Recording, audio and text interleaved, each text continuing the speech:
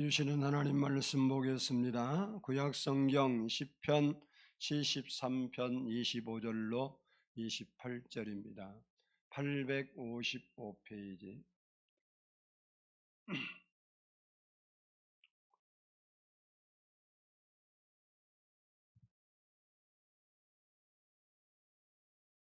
(855페이지) 시편 73편 25절로 28절의 말씀을 저와 한 절씩 나누어 읽겠습니다. 25절 봉독에 올립니다. 하늘에서는 주 외에 누가 내게 있으리요, 땅에서는 주밖에 내가 사모할 이 없나이다. 내 육체와 마음은 쇠약하나 하나님은 내 마음의 반석이시요 영원한 분깃이시라. 무릇 주를 멀리하는 자는 망하리니 음녀같이 주를 떠난 자를 주께서 다 멸하셨나니라. 하나님께 가까이 함이 내게 복이라.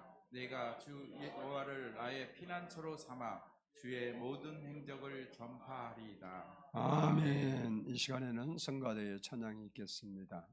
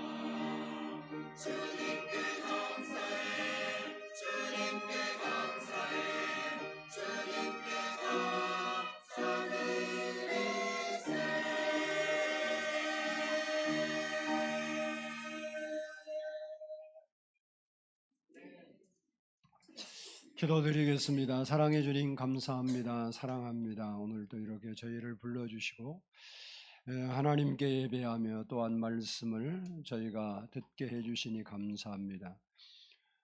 우리에게 주신 하나님 말씀이 오늘 또 우리의 영혼을 깨우고 우리의 삶을 깨우고 우리의 아버지 하나님 마음에 큰 은혜가 되도록 역사해 주옵소서. 주님은 살아계시니 이곳에 함께하시고 우리와 함께하시고 역사하심을 믿습니다. 오늘도 그 은혜로 우리에게 충만케 해 주옵소서. 예수 그리스도의 이름으로 감사하며 기도드리옵나이다. 아멘. 할렐루야. 우리 옆사람과 인사합니다. 사랑합니다. 사랑하면 좀 손이라도 잡아주고 그러세요. 아유, 전개 통하지도 않아. 나이가 들어서. 다시 축복합니다. 아니, 손 잡아주라니까 그렇게 인색해요. 한번 잡아줄 때마다 사랑이 흘러가잖아요. 사랑이, 주님의 사랑이. 아멘. 한번 따라서 합시다. 하나님을 가까이 함이 복이다. 사람은 무엇을 가까이 하느냐에 따라 달라져요. 그래서 환경이 매우 중요합니다. 그리고 친구도 중요합니다. 뿐만 아니라 우리를 지도하는 스승도 중요합니다. 그리고 신앙도 중요합니다. 맹자의 어머니는 자기 아들에게 학문을 닦을 수 있는 길을 만들어 주려고 3번 이사를 했습니다. 그것을 맹모 삼천지교라 이렇게 말합니다. 그 결과 맹자는 당시대 최고의 유학자가 되었습니다. 이처럼 우리 인생은 누구를 가까이 하느냐에 따라서 행복과 불행, 성공과 실패가 결정됩니다. 좋은 친구를 가까이 하면 좋은 사람이 될 수 있고, 나쁜 친구를 가까이 하면 나쁜 사람이 될 확률이 매우 높습니다. 그래서 친구를 보면 그 사람을 알 수 있다라는 말도 있습니다. 그래서 내가 누구를 가까이 하는지가 굉장히 중요한 겁니다. 성경에 보면 믿음의 사람 여호수아와 갈렙이 있습니다. 이 두 사람은 매우 하나님을 섬기는 일에 아주 돈독한 믿음을 가진 사람입니다. 그 중에서도 갈렙은 상당히 열정적인 사람입니다. 10명의 정탐꾼이 정탐하고 돌아와서 부정적인 보고를 함으로 인해서 백성들이 막 혼란에 빠지고 울고 죽겠다고 야단치고 지금까지 고생한 거 다 할 것이라고 막 그렇게 난리가 났을 때에 앞장서서 백성들을 설득하고 저들의 신은 떠났고 저들 두려워하지 말라. 저들은 우리의 먹잇감이다. 우리의 밥이다. 이런 믿음의 보고, 긍정적인 보고를 했던 사람이 갈렙입니다. 이처럼 갈렙은 지도자적 자질이 매우 뛰어난 사람이었습니다. 그러나 모세를 이어 이스라엘의 지도자가 된 것은 갈렙이 아니고 여호수아였습니다. 그 이유에 대해서 성경은 밝히고 있지 않지만 능히 짐작할 수 있습니다. 성경을 보면 여호수아는 늘 모세를 가까이 했던 사람입니다. 여호수아 1장 1절을 보면 여호와의 종 모세가 죽은 후에 여호와께서 모세의 수종자 눈의 아들 여호수아에게 말씀하여 이르시되라고 했습니다. 예, 본인이 말한 게 아니고 하나님께서 여호수아를 뭐라고 불렀냐?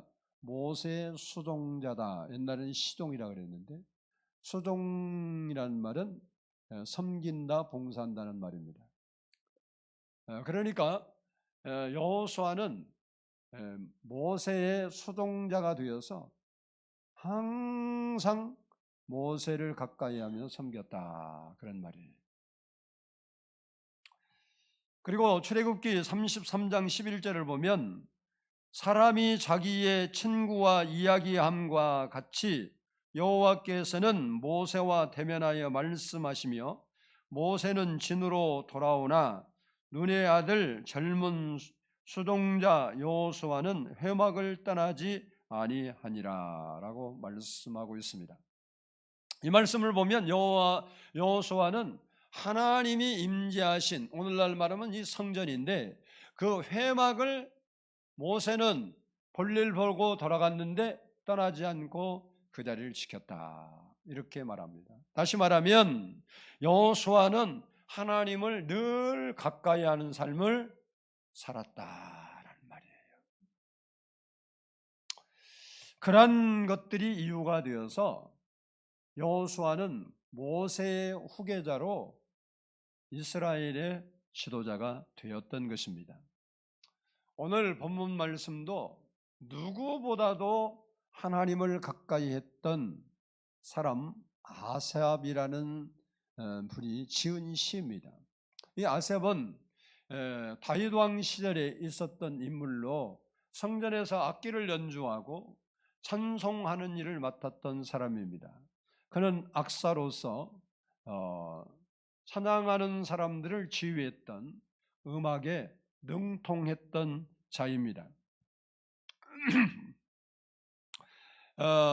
오늘 본문의 중심 내용은 하늘과 땅 그 어느 곳에도 주와 같은 이가 없다라고 말한 것입니다. 그러므로 주님을 가까이 하는 삶이 최고의 복이다라는 말이에요. 누구의 말이냐? 아삽이 고백한 말이에요. 따라서 합시다. 하나님을 가까이 하는 것이 최고의 복이다. 우리는 물질이 많은 것이 최고의 복이고, 건강한 것이 최고의 복이고, 행복한 것이 최고의 복이라고 말할 수 있지만, 아삽은 그게 아니고, 내가 물질이 있냐 건강하냐 이런 거 상관없이 하나님을 내가 가까이 하는 것이 최고의 복이다, 그렇게 말하고 있습니다. 그래서 자신은 오직 주님만을 찬양하고 경배하며 섬기고 살겠다고 고백하고 있습니다. 그러면 본문에 나타난 아삽이 어떤 신앙을 가지고 있었는가, 그 신앙 고백에 대한 말씀을 묵상하면서 우리 또 그와 같은 삶을 살 수 있기를 축복합니다. 먼저는 따라서 합시다. 오직 주님 한 분만 섬기겠습니다. 이 아삽은 오직 자기는 주님만 섬기겠다, 그런 이야기예요. 우리 오늘 본문 25절을 한번 보겠습니다. 25절, 본문 25절 시작. 주의 외에는 누가 내게 있으리요? 땅에서는 주밖에 내가 사모할 이 없나이다. 아멘. 아멘. 사람마다 믿는 신이 있습니다. 어떤 사람은 자기는 신을 믿지 않는 무신론자라고 말하지만 그도 무엇인가 의지해요. 그것이 신이에요. 여러분 알아야 돼요. 물론 귀신이 있어요. 마귀도 있고 사탄도 있는데 하나님도 계시고, 그것도 신이지만 우리 인간의 신은, 우리가 신으로 섬기는 건 뭐냐면 내가 의지하는 것이 신이에요. 돈을 의지하는 사람은 돈이 신이에요. 그래서 돈 없어지면 못 살아요. 인기가 신처럼 인기에 매몰되어 선 사람은 인기 딱 떨어지면 죽습니다. 여러분은 신이 뭐예요? 세상에서 신이 가장 잡신이 많은 나라가 어느 나라인 줄 아세요? 네? 일본? 일본도 많아요. 일본보다 더 많은 나라가 있는데 인도입니다. 인도는 3억 3천만 개의 잡신이 있다 그래요. 2위는 일본 맞아요. 일본은 800만 개의 잡신을 섬기고 있습니다. 3위는 중국이고 태국, 이렇게 해서 우리나라도 10위권 안에 들어 있습니다. 아삽이 살던 중동 지방 역시 우상과 잡신이 들끓고 있었어요. 예를 들면 바알신, 아세라신, 아서나노, 몰록, 드라빔 이런 신들이 사람들이 그것을 신격화해서 숭배하는 우상들이 많이 있었습니다. 자연히 그러한 문화와 종교의 영향을 받은 이스라엘 사람들도 유일하신 하나님을 떠나서 우상이나 잡신에게 끌려가고 있는 사람들이 많이 있었습니다. 그런 상황에서 아삽은 나는 오직 주님만을 섬기겠다고 그렇게 고백하고 있는 것입니다. 그는 그렇게 말합니다. 내가 땅에서 사모할 것, 여러분이 뭘 사모하고 사는지 사모할 이는 주밖에 없다. 이 말은 주변 사람들이 누가 뭐라고 해도 자기는 오직 하나님 한 분만을 나의 주님으로 인정하고 찬양하고 경배하고 사모하며 살겠다라는 말입니다. 우리 이렇게 많이 모였는데 우리도 사모하는 게 다 달라요. 어떤 사람은 진짜 하나님을 사모하는 사람도 있지만 하나님은 득현이고 마치 놀부가 뭘 사모하냐? 돈을 사모해서 제비다리 불어요. 그것처럼 하나님을 그렇게 생각하고 하나님을 사모하는 게 아니라 다른 걸 사모하는 사람도 많이 있습니다. 근데 오늘 본문에 이 시인은 하나님만 사모한다. 다른 신은 잡신이고 자기는 그런 신에 관심도 없고 오직 하나님만을 섬기겠다는 거예요. 여리고성에 기생이었던 나합은 자기를 찾아온 그 이스라엘의 정탐꾼 두 사람을 살리려고 숨겨주면서 한 말이 있습니다. 여호수아 2장 11절을 보면 우리가 듣자 곧 마음이 녹았고 너희로 말미암아 사람이 정신을 잃었나니 너희의 하나님 여호와는 위로는 하늘에서도 아래로는 땅에서도 하나님이시니라 라고 고백을 했습니다. 나합은 본래 가나안 신, 아마 바알이나 아세라 신 같은 신을 섬겼을 거예요. 그 당시는 신을 안 섬기는 사람은 없었으니까. 요즘은 무신론자라는 사람도 있지만 당시는 그 문화 자체가 신과 연관이 되어 있었어요. 근데 뭔가는 신을 섬겼을 겁니다. 그런데 그녀가 어느 날 하나님이라는 분이 나타나서 이스라엘 백성을 통해서 역사하시는 그 이야기를 듣고 자기 마음을 홀랑 바꿔버렸어요. 그래, 나는 지금부터 지금 섬기던 신 싹 버리고 오직 이스라엘 사람들이 섬기는 저 여호와 한 분만을 내가 섬기겠다. 그 마음을 홀랑 바꿔봤어요. 나합이 오직 주님만을 섬기겠다는 그 믿음을 가지고 목숨을 걸고 자기에게 찾아온 두 정탐꾼을 살려줬어요. 여러분, 걸리면 자기만 죽는 게 아니라 온 가족 다 죽는 거예요. 목숨을 걸고 자기가 하나님을 섬기기 때문에 하나님의 사람들을 보호해 준 겁니다.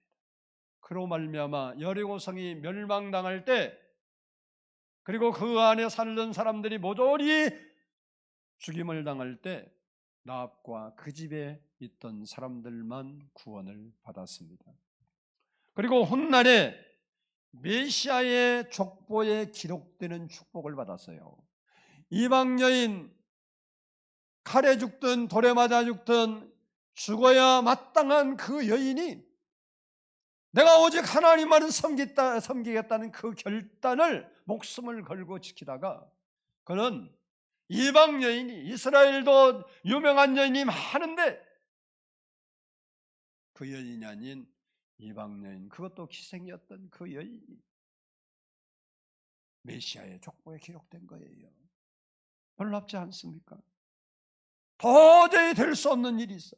우리가 주님을 정말로 사모하고 경배하고 사랑하면 우리가 도저히 생각하지 않는 일들이 일어나게 된다는 거예요.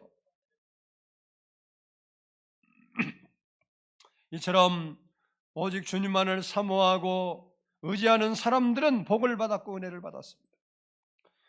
하늘에도 땅에도 내가 섬기고 사랑하고 사모해야 할 분은 오직 주님뿐임을 믿고 우리도 그렇게 고백하고 사는 여러분 되기를 바랍니다.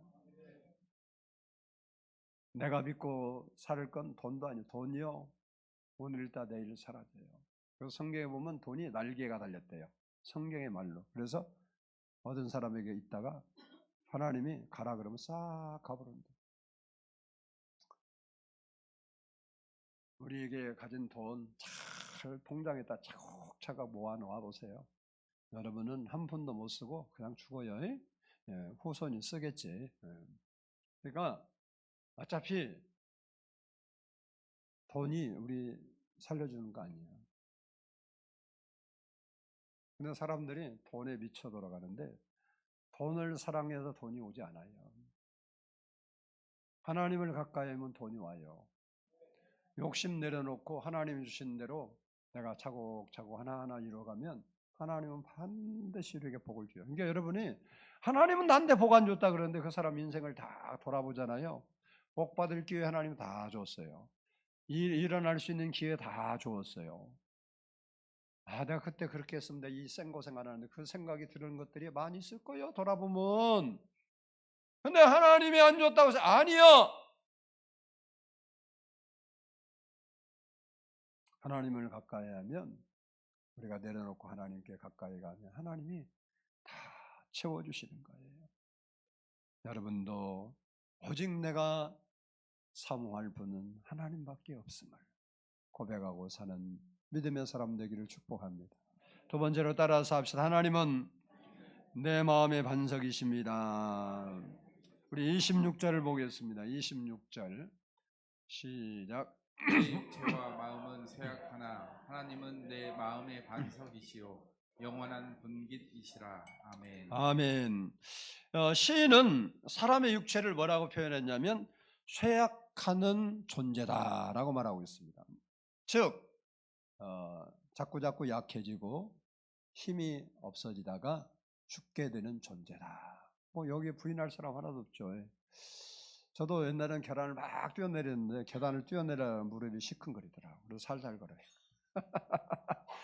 그래서 나는 옛날에 우리 마누라가 올라가는 건 안 힘든데 내려가는 게 힘들다 그래서 이해를 못했어요. 왜? 나는 올라가는 것은 힘든데 내려가는 건 쉽더라고. 하나도 힘이 안 들잖아.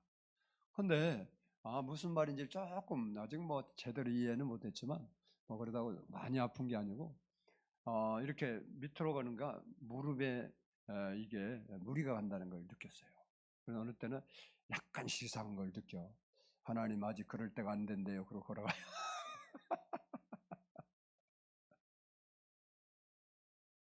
우리 인간은요 그런 존재라는 거예요. 그래서 이 본문의 시인은 오직 하나님만을 반석으로 삼았고 영원한 분깃으로 삼았고 복으로 삼았대요. 여러분 자연계를 보면요 사람은 대단한 존재처럼 보입니다. 따라서 합시다. 나는 이래봬도 대단한 존재다. 왜 아멘은 안 해요? 나는 아니야 그런 거예요? 사람은요 사실 우리 자연계를 보면 사람보다 대단한 힘을 가진 맹수들도 많고 존재들도 많이 있어요. 그런데 사람은 지혜로 그런 것들을 다 다스려요. 동물원가 봐요. 사자도 갖다 집어넣어놓고 악어도 갖다 집어넣어놓고 없는 게 없어. 사람들이 맘먹으면 다 지배해요. 여러분도 뭐 사자하고 싸우면 못 이기는데 여러분 지혜를 가지고는 이기죠. 총 갖고 있으면 이겨요. 빵 쏘면 이기잖아. 그러니까 사람이 대단한 거예요. 사람은 하늘을 날 수 있는 존재가 아니에요. 근데 비행기를 만들어서 독수리보다 더 빨리 멀리 날아갑니다. 아무 데나 다 갑니다. 그뿐만인가요? 건강식품, 의학, 과학을 발전시켜서 인간의 수명도 연장시키고 있어요. 저도 60 후반에 접어들었는데 나는 항상 40대지만 나는 죽을 때까지 40대로 살기로 했어요. 뭐 누가 뭐래 내가 40이랬는데 근데 저 어릴 때 보면 60이 됐다. 우리 시골, 다른 시골은 몰라. 우리 시골을 보면 다 지팡이 집 왔어요. 진갑 지낸 사람이 별로 없어 동네에. 그 전에 뭐 했다는 거야? 다 죽었다는 거예요. 근데 지금은요 지금 80대도 옛날에 60대보다 더 건강해요. 옛날에 우리 그 어릴 때 비하면 그렇다고. 사람은요 무엇이나 다 할 것 같아요.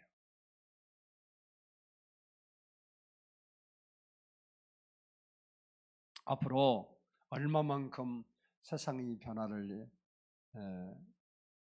해갈지는요 상상도 예측도 안 됩니다.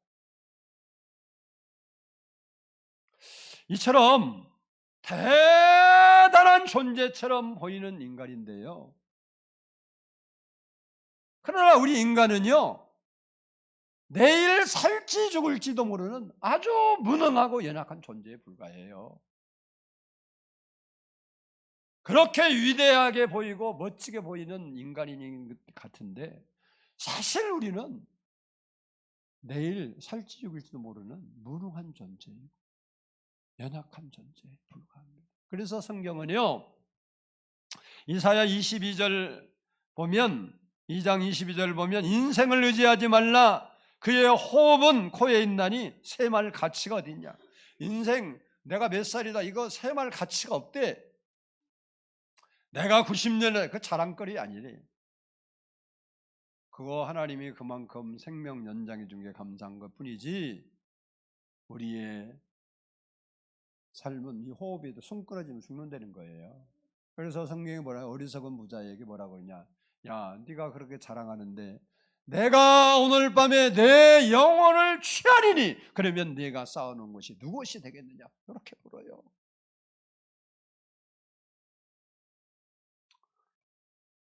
야고보서 4장 14절 말씀 보면 내일 일을 너희가 알지 못하는도다.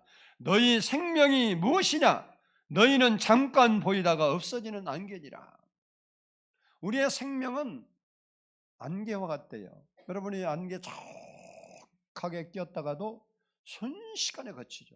특별히 이런 데서는 잘 모르는데 높은 산에 올라가서 이렇게 보면요 안개가 쫙 끼었다가도요 안개가 거칠 때 보면 이렇게 보고 있으면요 안개가 축축축축축축 산 꼭대기로 올라가는 게 보여 그냥.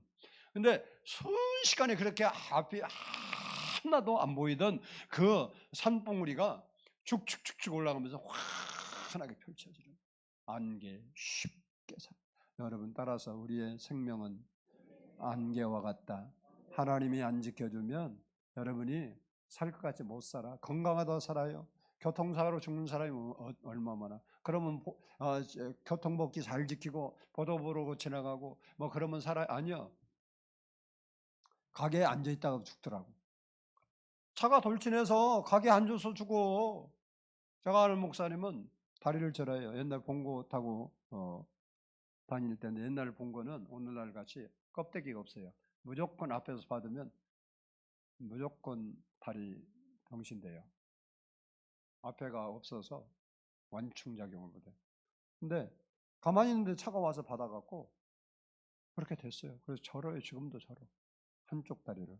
왜 운전사가 끼어버려갖고 뭐 그렇게 됐어요. 안 잘라는 거면 감사하죠. 그러니까 우리 인생이요 별거 아니에요. 내가 조심한다고 된다고. 여러분이 건강식품 아무리 먹어도 안 돼요. 그거 먹지 말라는 건 아니에요. 그것이 좋으면 돼요. 그러나 여러분의 생명을 쥐고 있는 분은 하나님인 걸 믿으시기 바라요. 진짜예요. 성경이 그렇게 말해요. 뭐라고 말하냐? 누가복음 12장 25절에서는 너희 중에 누가 염려함으로 그 키를 한잔하다 할 수 있느냐 그랬어요. 그래서 시인은 약하고 허무하고 안개와 같은 인생을 의지하지 않고 전능하신 하나님을 의지하고 그분을 영원한 반석으로 삼고 산다고 고백하고 있는 거예요. 그렇습니다. 하나님은 우리의 반석이시고 우리의 영원한 분기시에요. 반석이 뭐예요? 반석이라는 말은요, 조그마한 돌멩이는 반석이라고 안 해요. 큰 바위를 반석이라고 합니다. 비가 오고 바람이 불고 산불이 나도요, 큰 반석 밑에 숨어 있으면 산불 지나가요. 작은 반석은 안 돼요. 큰 반석이라고 제가 했어. 깊은 굴 속에 들어가 있어봐요. 반석 밑에. 제가 삼각산 기도하러 다닐 때 보면요, 거기 중간쯤 가보면 굴이 있어요. 근데 바위로 된 굴이에요. 거기에 누가 바글바글하냐? 귀신들. 우상 숭배하는 사람이 막 촛불 켜놓고 난리야. 거기. 그런 자리는 꼭 그들이 있어. 근데 거기요, 뭐 거기 들어가면 비 오고 바람 불고 그래도 싹 막을 수 있어요. 반석이 그게 반석. 하나님이 자기의 마음의 반석이 돼서 마음을 두려움과 걱정과 염려가 왔어도 흔들리지 않는데 딱 하나님 붙잡아 주셨어요. 영원한 분기시래. 그분이 자기의 분기시 뭐예요? 우리에게 준 그 소득이지, 소득. 우리의 삶을 지탱하는 분이 하나님이시다 그 말이에요. 시편 18편 2절을 보면 여호와는 나의 반석이시요 나의 요새시요 나를 건지시는 이시요 나의 하나님이시요 내가 그 안에 피할 나의 바위시요 나의 방패시요 나의 구원의 뿌리시요 나의 산성이시로라 그랬습니다. 시편 21편 1절에서는 여호와는 나의 빛이요 나의 구원이시니 내가 누구를 두려워하리요 여호와는 내 생명의 능력이시니 내가 누구를 무서워하리요 라고 했습니다. 그렇습니다. 하나님을 의지하고 구원자로 삼고 사는 사람은 두려워하지 않고 무서워하지 않는데요. 왜요? 하나님은 무능하고 허무하고 연약한 나를 도와주시기 때문에 그래요. 우리의 삶이 흔들릴 때 기도하면 그 하나님께서 우리를 붙잡아 주시기 때문에 그래요. 우리가 아플 때 기도하면 하나님께서 우리의 아픔을 치료해 주시기 때문에 그렇습니다. 우리가 약할 때 기도하면 그 하나님께서 우리를 강하게 하시기 때문에 그렇습니다. 그러므로 우리는 우리의 마음의 반석 되시고 영원한 분기 되신 그 하나님을 가까이 하는 삶을 살아야 된단 말이에요. 그것이 복이기 때문에 그렇습니다. 암 전문의인 이기천 교수님의 말에 의하면 병원에서 암으로 죽어가는 사람들을 많이 보았는데 죽는 모습은 부자나 가난한 사람이나 높은 사람이나 낮은 사람이나 동양인이나 서양인이나 다른 것이 없대요. 죽을 때 보면 뭐 부자라고 다르고 동양인이라 다르고 이름이 높은 있는 그런 사람이 다르고 그런 게 없대. 똑같대. 죽으면 똑같대요. 그런데 두려움과 공포와 아파서 다 죽잖아요. 아픔으로 인해서 그 죽는 그 순간이 죽음을 맞이하는 그 순간이 너무 처절하대요. 이게 의사가 볼 때 너무 안 된 거예요. 처절하다.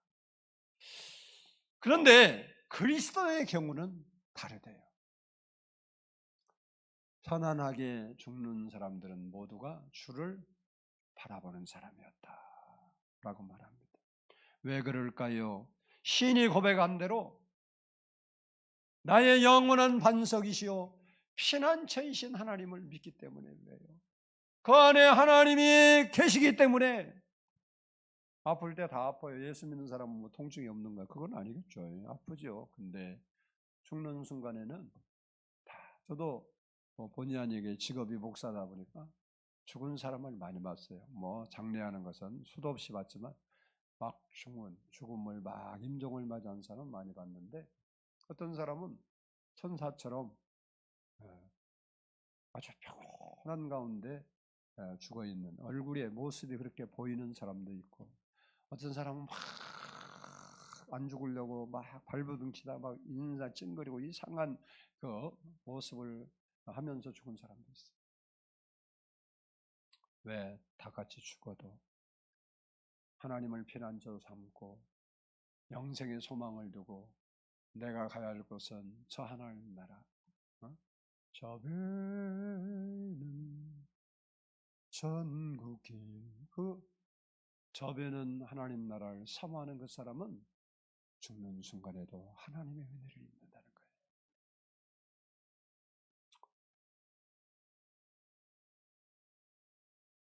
우리도 반석이신 하나님을 늘 가까이하며 사는 여러분 되기를 축복합니다.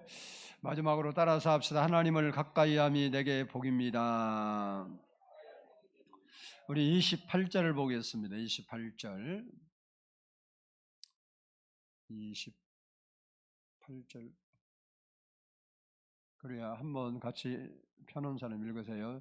시작. 하나님께 가까이 함이 내게 복이라. 내가 주 여호와를 나의 피난처로 삼아 주의 모든 행적을 전파하리이다. 아멘. 여기 가까이, 하나님을 가까이 한다. 가까이 한다는 말은 뭐냐면 하나님의 말씀을 가까이 한다는 거예요. 뭐 하나님이 어디 보이지도 않잖아. 뭐 어디 가야 가까이 있는 게 아니고 가까이 한다는 것은 하나님의 말씀을 가까이 하는 거예요. 하나님의 말씀을 가까이 한다는 말은 하나님 말씀에 순종하며 산다. 따라서 하나님 말씀에 순종하며 산다는 말이다.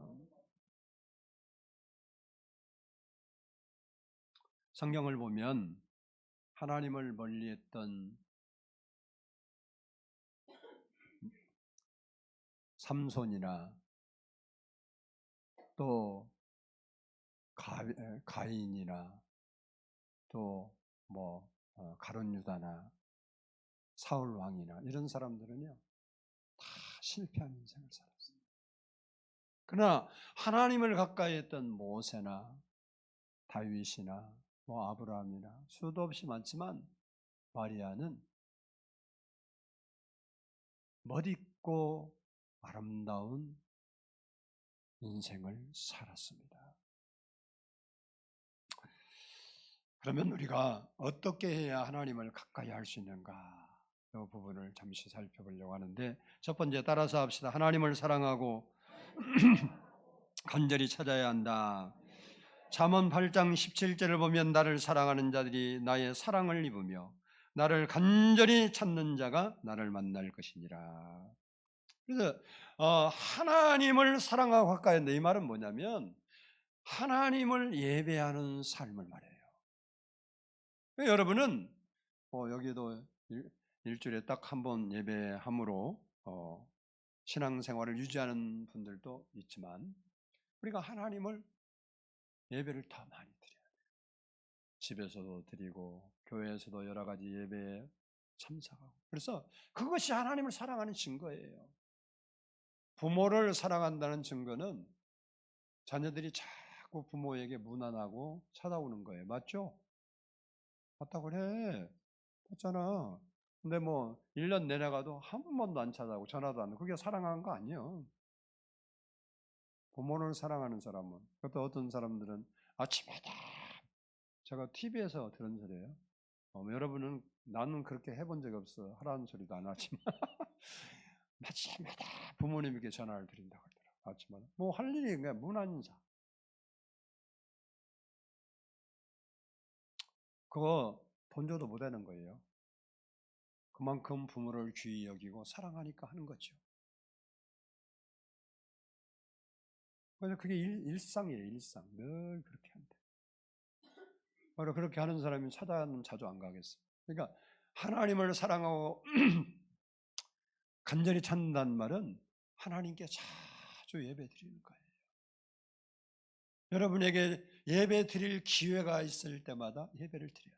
이번에도 부흥성회 했는데 안 나온 사람들을 뭐라고 하는 것은 절대 아니에요. 그럴 때 내가 하나님을 사랑하고 가까이 하면 나와서 은혜를 받아야 돼. 그래서 하나님을 만나야 돼. 그럼 우리 인생이 또 다른 차원이 있어. 내가 지금 예수 믿고 사는 그 다음 차원이 있다고. 다음. 이래서 하나님을 내가 믿게 되는 거구나 하는 것들이 또 다른 차원의 신앙이 있다. 그것이 바로 하나님을 가까이 하는 거예요. 둘째는 따라서 합시다. 기도하는 것이 가까이 하는 것이다. 신명기 4장 7절을 보면 우리 하나님 여호와께서 우리가 그에게 기도할 때마다 우리에게 가까이 하심 같이 그 신이 가까이 함을 얻는 큰 나라가 어디 있느냐 그랬어요. 하나님은 우리가 기도할 때 하나님께서 우리를 가까이 하신다. 가까이. 그런데 중요한 것은 기도할 때 따라서 하겠습니다.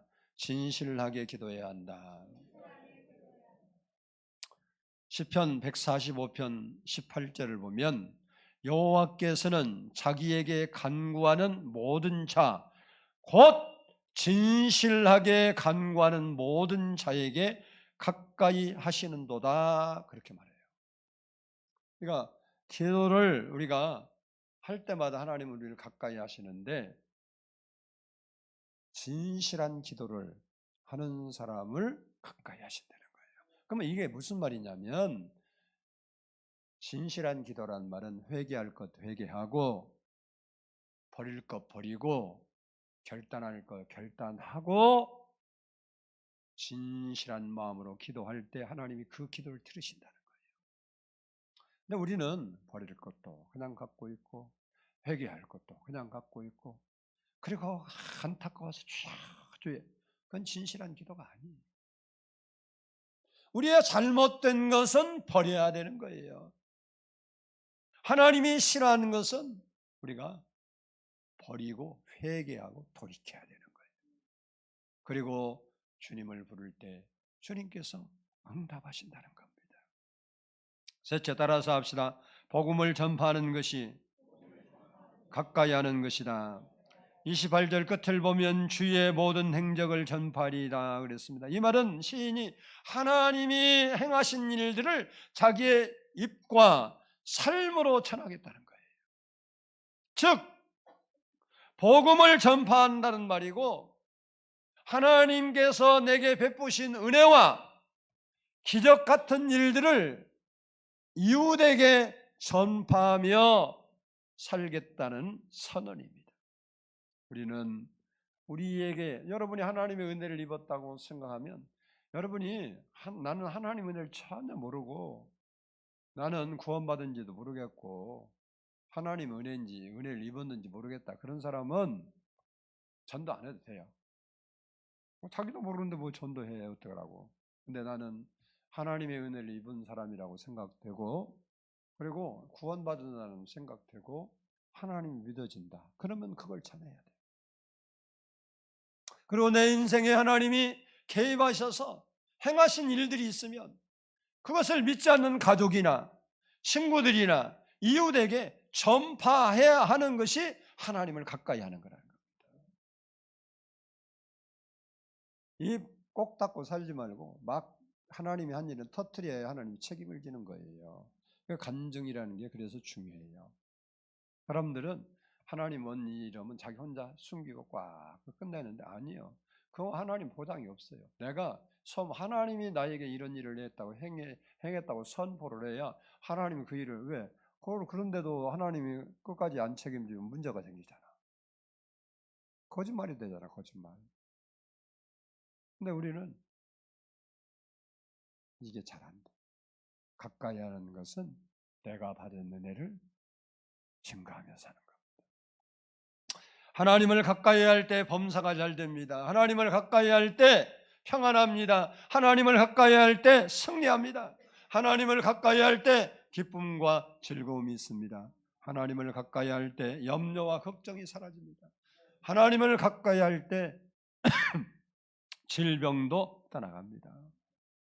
하나님을 가까이 할 때 하나님은 우리의 인도자가 되시며 우리의 반석이 되시고 우리의 피난처가 되어 주시는 것입니다. 우리도 아삽처럼 하나님을 나의 반석으로 삼고 나의 피난처로 삼고 나의 영원한 분깃으로 삼고 그분을 가까이 하기 위하여 예배로 하나님을 사랑하고 기도에 힘쓰고 전도하며 살아가는 우리 성도들이 다 되기를 주의 이름으로 축복합니다. 기도하겠습니다. 사랑의 아버지 하나님